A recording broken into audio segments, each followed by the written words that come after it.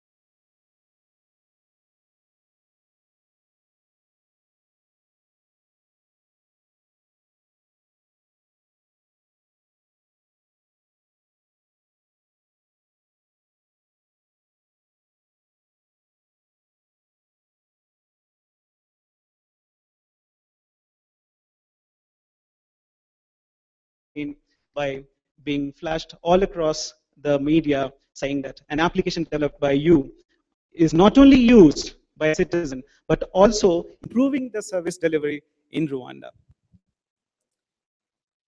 So you would send your proposals to the CEO of Rwanda Governance Board, and these details will be made available further on the websites of RGB, Youth Connect, unteamworks.org/Shift Rwanda, and on the UNDP website. I think that's it. Thank you very much.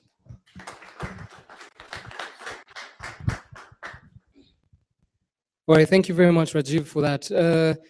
Before we call the Honorable Minister for Youth and ICT, I'm sure some of you have questions that you'd like to ask. We've heard from the CEO of RGB, we've heard from Lamin Mane, we've heard from Ukraine CEO, UNDP. Yes, actually, yes, yes. So, all right, now there's been a shift in the schedule. We'll let the Honorable Minister for Youth and ICT talk first, and then we'll ask all the questions. Don't censor anything, just ask whatever is on your mind. Don't wait for the networking session because people might leave. Just ask whatever is on your mind, and everyone who's here will answer.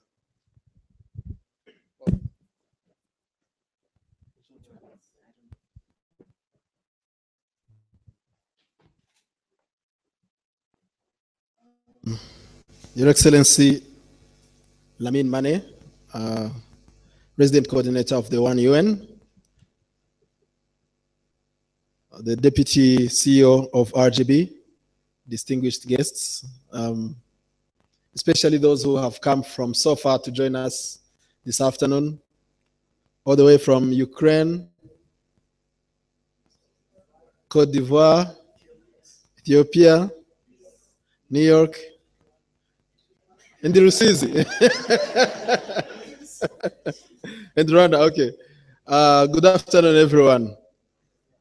I interrupted the flow because I don't want to leave early. So this is not because I want to rush out. No, but I wanted to make my input so that during the questions and answers, you might have the opportunity even to ask about what I'm about to say. So that is not too much protocol. Normally, they say that when the guest of honor has spoken, no one else has the right to say anything. That is not true. We want to demystify that. Now, let me start by a true story.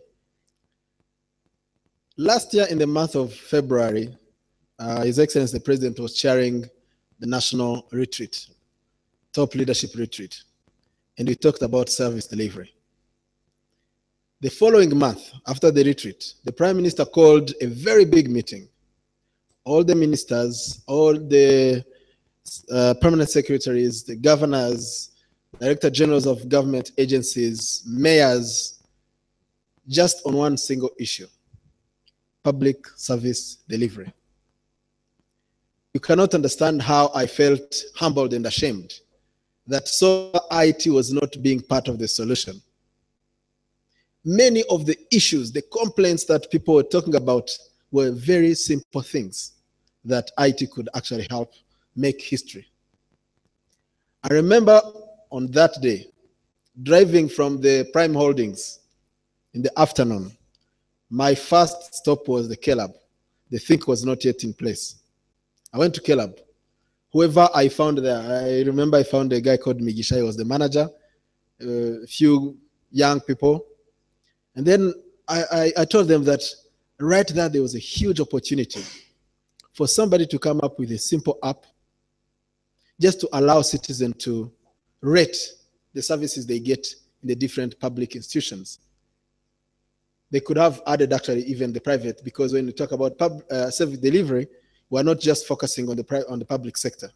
We also look at the satisfaction of citizens vis-a-vis private services. I thought the guys would be as excited as I was. I wished I was 20 years younger to do it myself. I wish I had a different job. And then I thought that to make it more concrete, maybe we needed somebody like a district or a province or somebody who offers to be the host of that, provide the requirements, somebody who they can go to check whether what they have done is actually solving their problem. So the next week, I called the governor of the southern province, Alphonse. He came, we went again together on the Caleb. We again presented a challenge. And at that point in time, we didn't have $5,000 for the winner. Maybe if we had, we could have had some entries, but there was no such prize. Because as Rajiv said, the biggest prize is not this 5,000. Just imagine if you win this competition and your app is selected and everyone starts using it, from the president to the Nyumba Kumi, to look at public service satisfaction, to provide their own comments, appreciation and complaints and so on. this thing of fighting against corruption. Imagine if that app has been developed by you. Monetization is something else, but I can tell you there are big bucks. There are big money waiting for you. I don't know how. You are supposed to be both experts in technology, but also in business. You know how to make an app pay money. Sometimes it's not charging the user for downloading the app. Most of the time, that is actually a bad idea. But just imagine. So I thought the guys would be very much interested, but it remained just a dream. So I'm so pleased to join you this afternoon to witness my own dream coming true.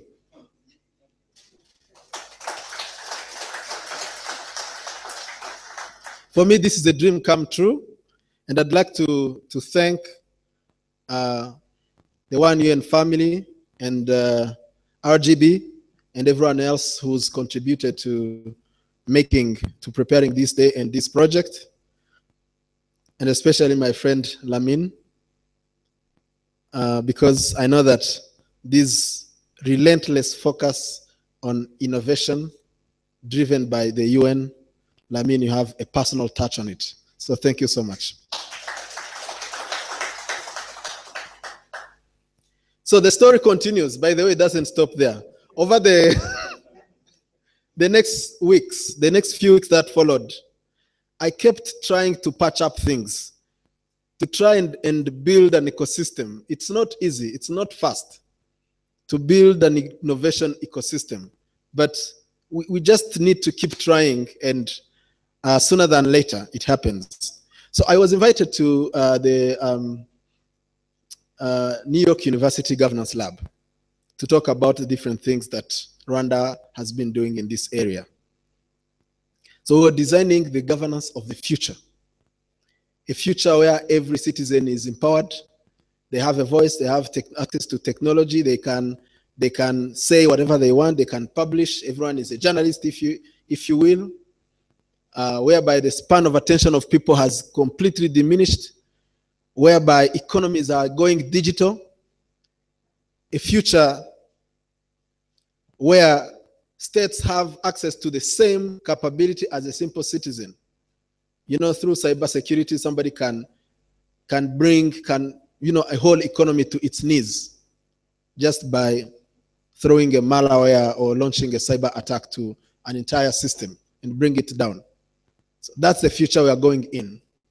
And then we went there with the top experts in the world to talk about what does the future of governance look like and what is the role that each one has to play, from the young innovators to the policymakers to the public sector and so on. I remember the guest of honor was the Deputy Secretary of the Pentagon. They are very serious about these things. Now, later on, Microsoft came with this Microsoft for Africa initiative. I'm sure most of you are aware of it. One component of that initiative is what they call App Factory. So a big delegation from Microsoft came from Nairobi. And the challenge I gave them is, in Rwanda, we've had, ICT penetrating many sectors. In agriculture, we have e-agriculture solutions and apps, tax, education, financial sector, you know the story, health, entertainment. But the governance area is one area where I kept scanning the environment to see what we have there, and I couldn't find much. So I challenged the Microsoft guys to focus first on the governance sector with an objective of making the first government apps store. You know, the first, second, third, 100, 1,000 apps, all in the governance sector, one for elections, another for citizen satisfaction, another one for accessing government information or contacts, another one for hotlines, all these apps that you can imagine in that range. The US government website publishes 1,500 apps and growing, public apps that any citizen can go download for free, weather updates, calculating your health insurance benefits and so on. All those apps are there. So I told the guys, why don't we, in a pilot phase, come up with at least 5 apps, and we start an app store that we would have a vision to grow over time. That one didn't fly again. So, but I never got discouraged. And as I said, I think today is the beginning, not an end of anything. It's a beginning of a very important push in e-gov, what we call e-government. Over the last few years, I think we've built amazing infrastructure, and we are still building infrastructure. We've built capacity, that's why you are here. And you have confidence in what you are going to deliver. But when I scanned the environment, I saw that much of the achievements are on the government side. There was not much in the consumer space. There was not much in terms of what the citizen has in their hands, built on top of their mobile phone, to be able to drive all the governance dimensions that you saw: transparency, accountability, inclusion, and so on. So this is the beginning. I would say today is a historic milestone. And I tell to RGB that better late than never. We are tell to my friend and colleague, Dr. Professor Shaka, that now we are there. Because e-government is not about e. It's not about the electronic. It is about the governance. And it's a hint I'm giving you, you guys. Most of you, I can tell just by looking, that you are tech people. You come from the technology world. If there was somebody from political science, they would be in suit like me. Look at the front row. Everyone with the tie and the suit. Now the tech, the geeks, they look like you. So it's more about governance than technology. So the advice here is, don't go alone. Find a partner, somebody who understands the business domain. And that's what Rajiv didn't want to say so loudly, because he would be disclosing some of the secrets for those who are going to win. But let me break some of the secrets. Don't go alone. You might be the greatest programmer, but you might not understand how a simple service is delivered to the satisfaction of the citizen. So to understand that is what matters most. Give me any requirements, I will show you a program that can generate the code even automatically. So coding is not the big deal, but trying to understand the business logic is what is going to be the most important. My second advice, don't reinvent the wheel. Many of these things exist. So I was looking at the app from Ukraine, and I said, I will just go and translate the interface and change the GIS coordinates. And I come up with a great solution. I don't know whether it is open source or not. Yeah, you see? Don't reinvent the wheel. Take the existing wheel and polish it and enhance it and improve on it. But don't reinvent it. And if you really think that there are no wheels available, then create one. So this points to you the fact that you need to research a lot. You need to read a lot. You need to spend, like, your average day should be 18 to 20 hours. Because if you don't do that, you'll come up with a brilliant idea. You will think you are the first. You'll start hiding the idea from the competition. And you don't know that somebody else somewhere in Ukraine or in Netherlands or in South Africa or Kenya or just here in Uganda or even next door in Rwanda has already developed that idea to a point where you cannot even reach within 5 years.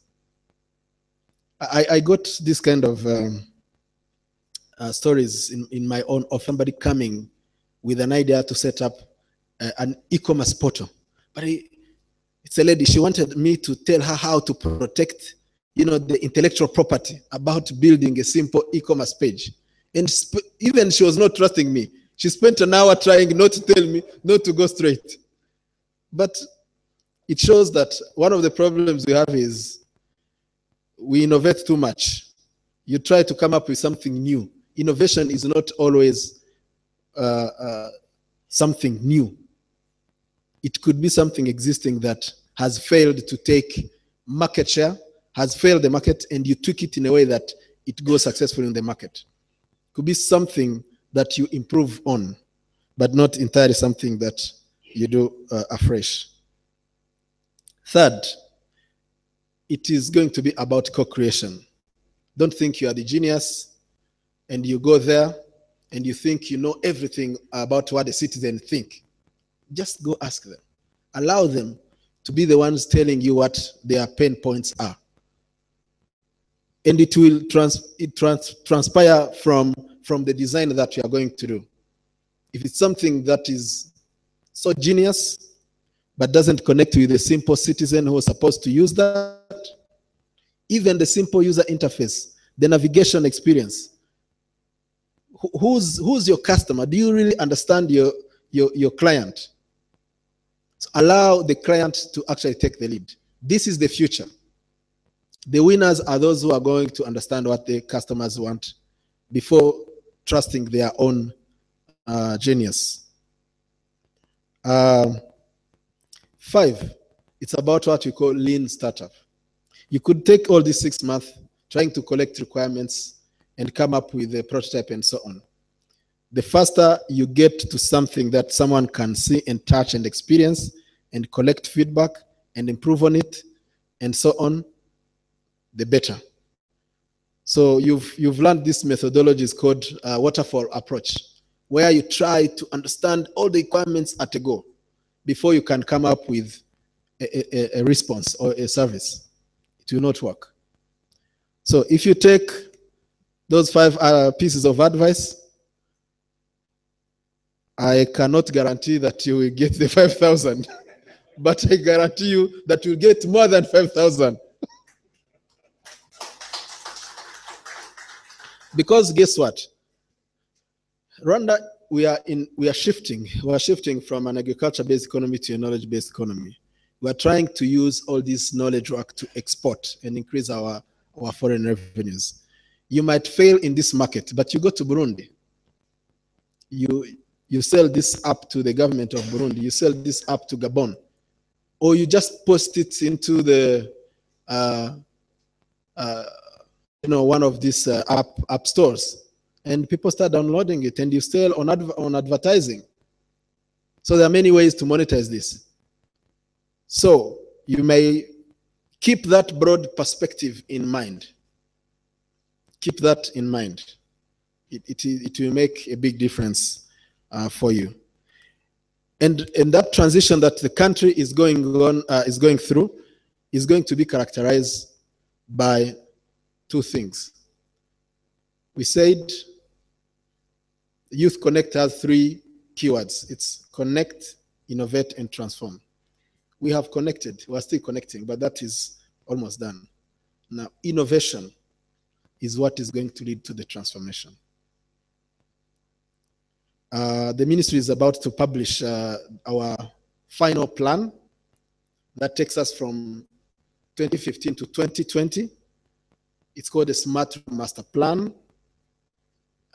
You are used to this NICI National Infrastructure, Information Infrastructure plans. Now we've shifted to Smart Rwanda Master Plan.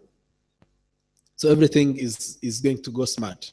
Every public service is going to go online and on mobile. You'll be ordering your food online.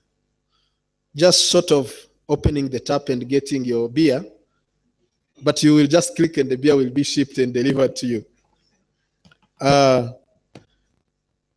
One thing that we haven't cracked is e-wedding. I don't know whether we are going to e-marriage. If we crack that one, then 100% government services can go online. Paperless, 24 hours, self-service. And we are waiting. All that big transformation is going to come from you. I'm not a guy who's going to do that. I'm just dreaming. And I wish that one day you can again make my dream come true. So let me close my remarks by once again thanking all the participants and the sponsors and the organizers, and inviting you to the Smart Rwanda Days. It's a conference that is happening on next week on 2nd and 3rd. It's a Thursday and Friday, and it's brought to you by the One UN. They are our title sponsors.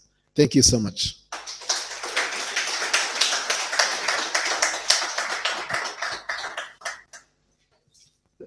Please, let's give another warm round of applause to the minister. All right, now it's time for the hot part. If you have any questions, especially we've heard from, you have a question already? Okay. Yeah, that's so quick. But we've heard from the Ukraine CEO, from UNDP, we've heard from the Rwanda Governance Board, we've heard from Lamin Mane, we've heard from the about the Youth Connect. So if you have any questions regarding what the minister has said or what any of the other honorees have said, please ask before we leave here. Please, let's just ask that. One of the questions I will ask, however, to maybe, who's the best person there? Okay. Okay. Maybe I was seated near the minister. I don't know. Maybe.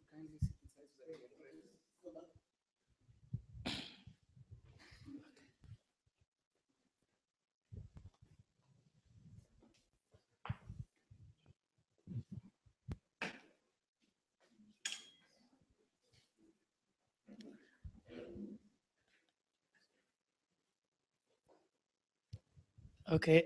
Thank you very much. My name is Cyrus. Hello. Thank you very much. My name is Cyrus Musi. It's good that the two questions I wanted to pose, the people I wanted to ask the questions, they are the ones who are before us. Honorable Minister, first of all, I want to appreciate and to thank you very much for coming. It's really, there is one time when Serena and we had to ask a question, His Excellency, that Your Excellency, you inspire us. We want to know who inspires you. The question was, the response was, it is you who inspires me also. So really, when we see you around us, we really feel empowered. Thank you very much.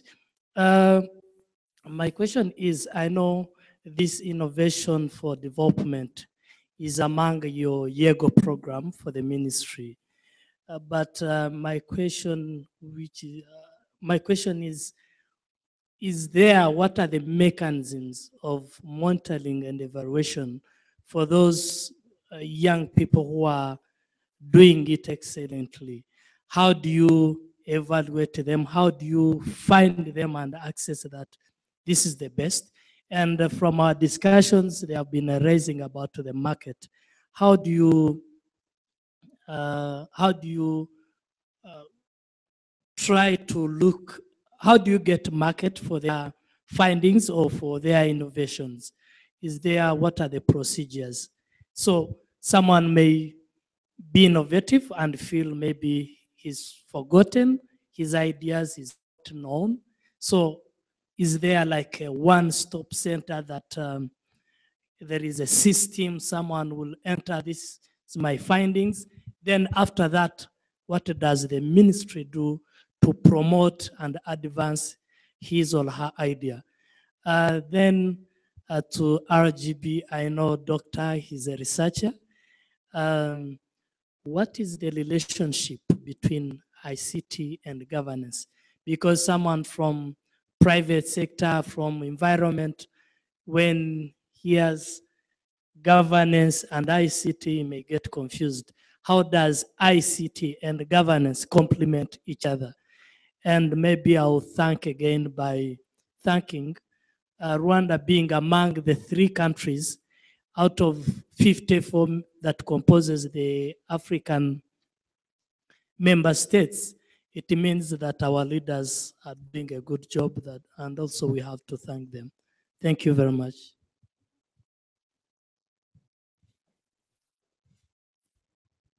That's the 2 questions from the old youth.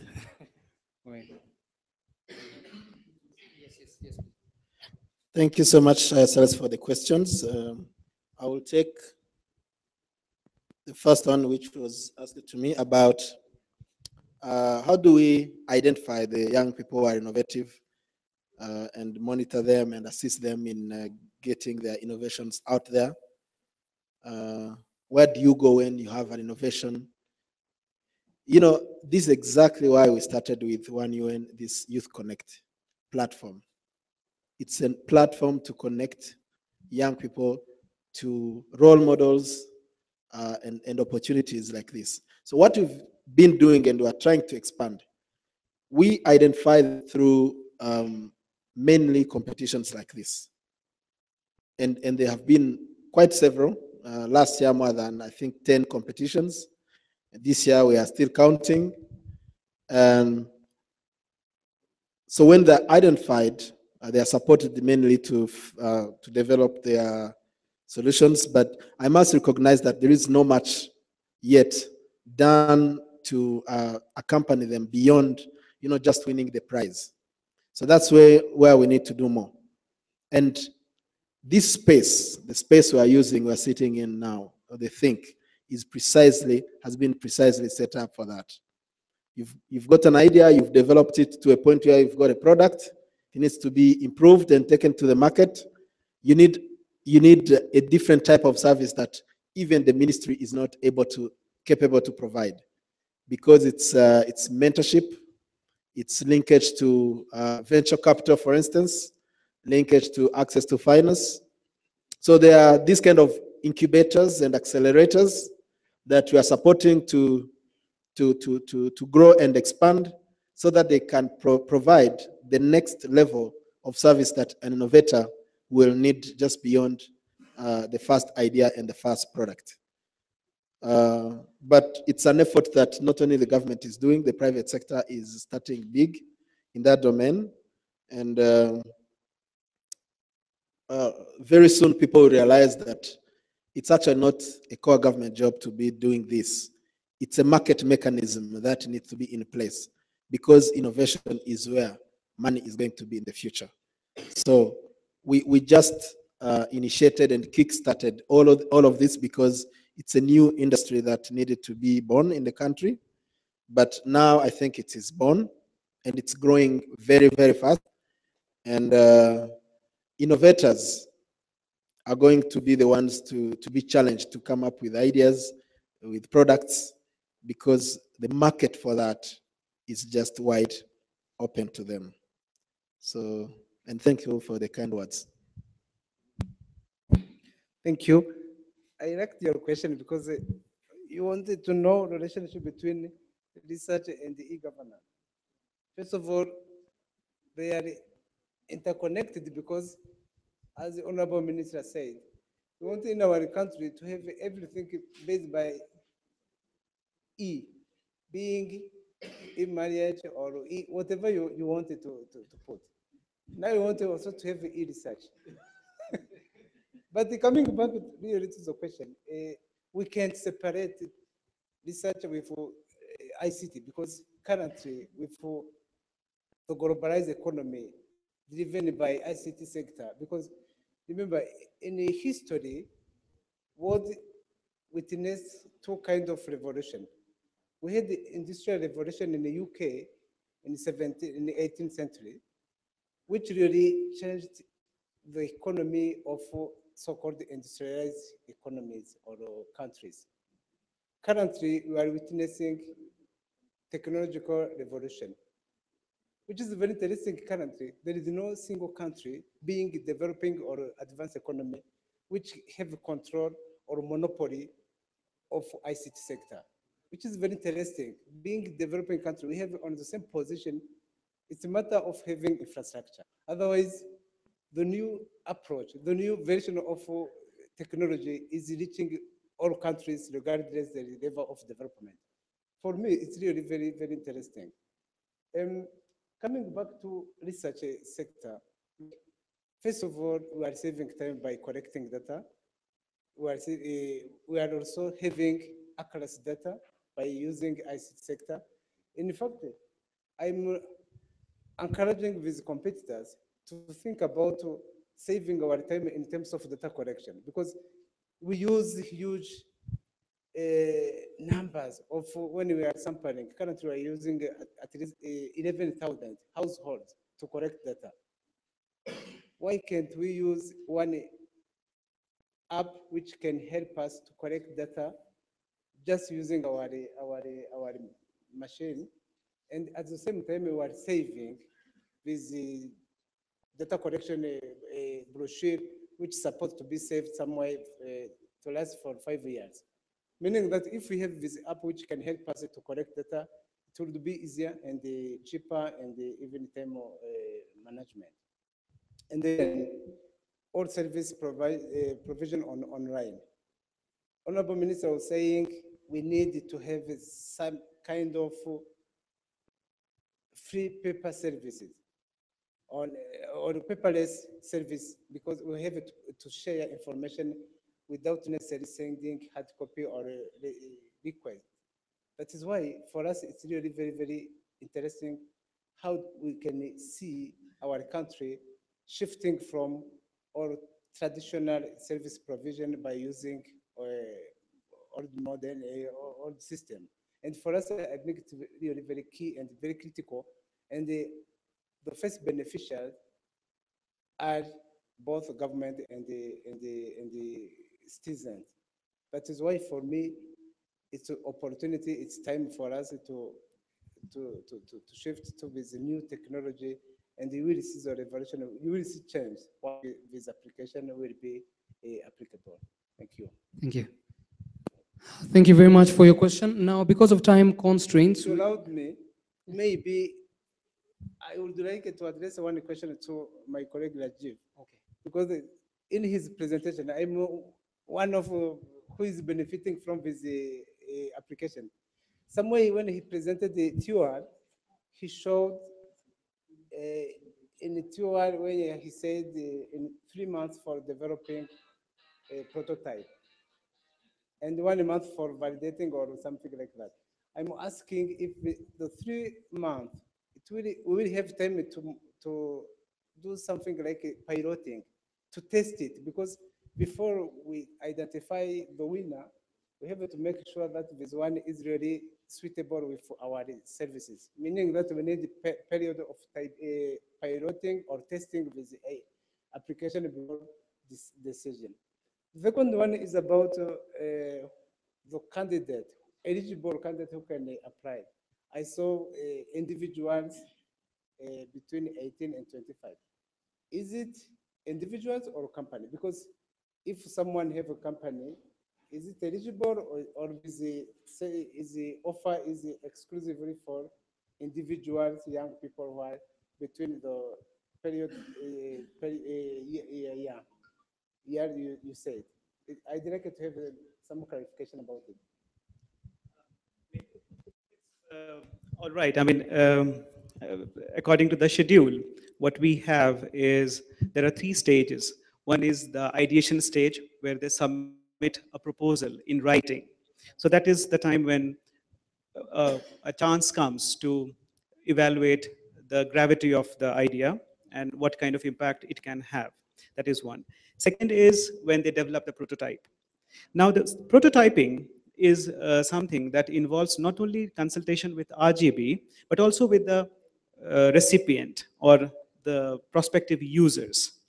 So you need to have a working solution which you can pilot to get the feedback of the citizen on the services. So yes, it is inbuilt in the system.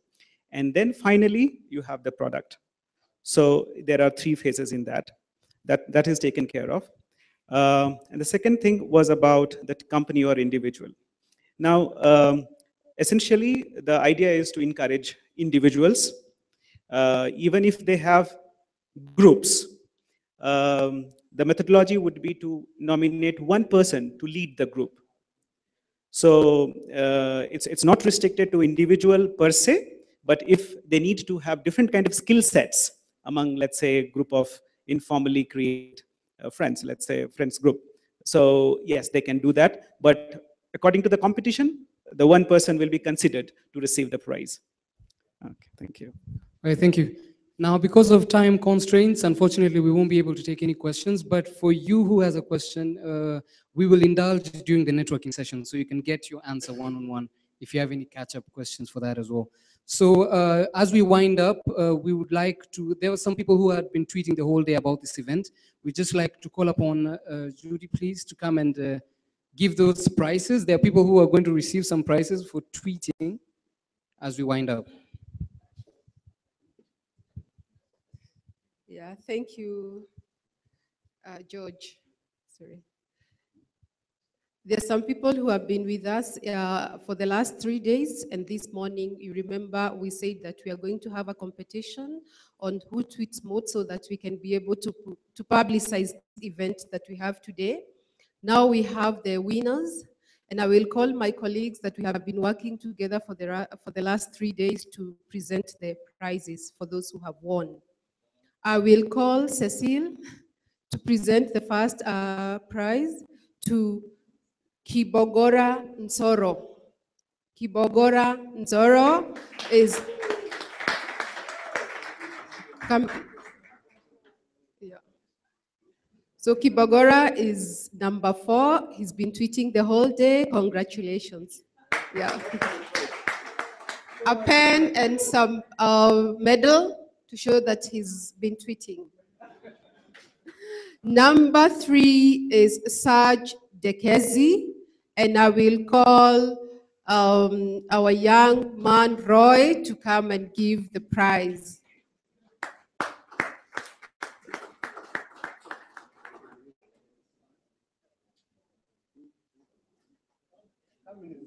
Come in front here. So Saj has been with us for the last 3 days. Thank you very much.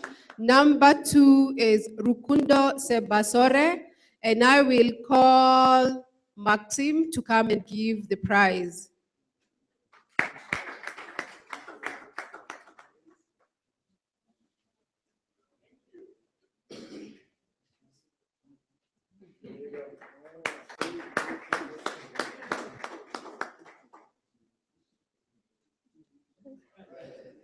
Finally, the tweeter of the day is Gilbert Daisenga.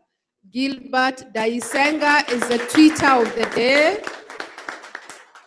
He's tweeted over 20 times. So I will call Diane from New York to give the prize.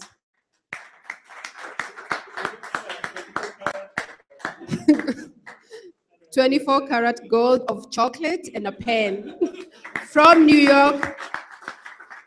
Thank you very much, all of you, for tweeting and all those who tweeted the whole day to make it success and to make our voices be heard beyond Rwanda. Thank you. Judy, I would be happy to have one ready through winners.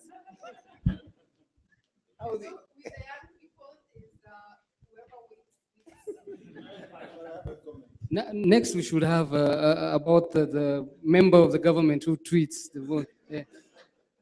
You'll get all the prizes. I have a claim. You know, one thing, next time, tweeting is one thing, number of tweets is one thing. The number of people reached is even more important. So we should say among you who has the most followers. I sent my tweet which reached 14,000 people. I don't know whether somebody has reached such a big audience.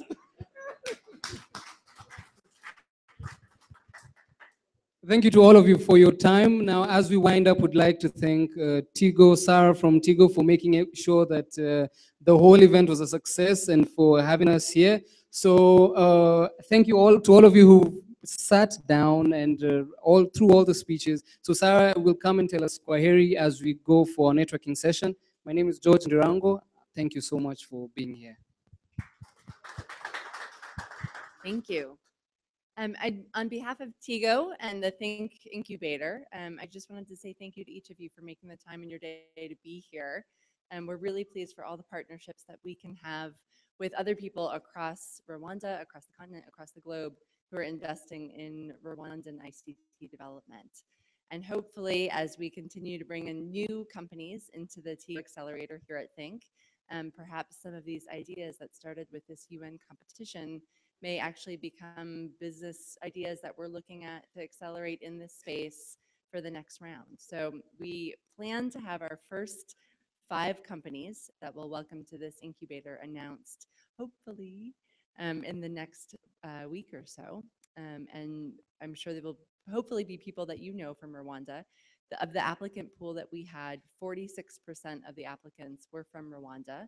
So we can celebrate the talent that we already have in the country.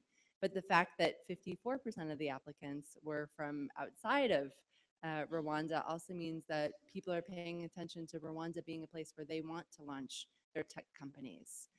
So this is an exciting time for all of us to continue to celebrate, both from within the country and from across the continent, the strides that we can take using digital innovations to really move the country and the country forward. So thank you for being part of us today here at Think, and continue to enjoy the space. And we look forward to seeing what your innovations will be in the months to come.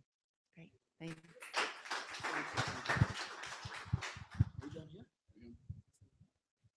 Thank you very much. I think let me also thank our chief guest of honor.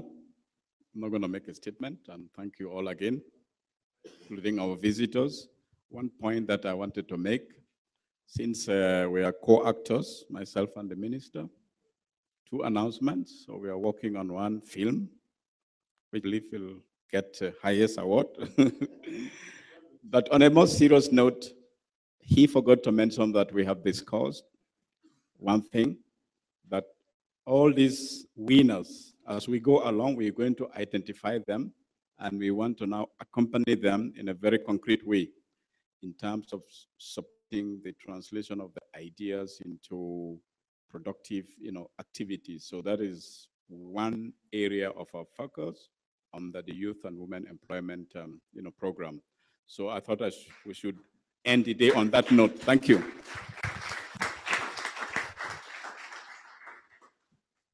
All right, happy indulging, but it's a non-alcoholic networking session. So, but you're invited to the cocktail. Thank you, John.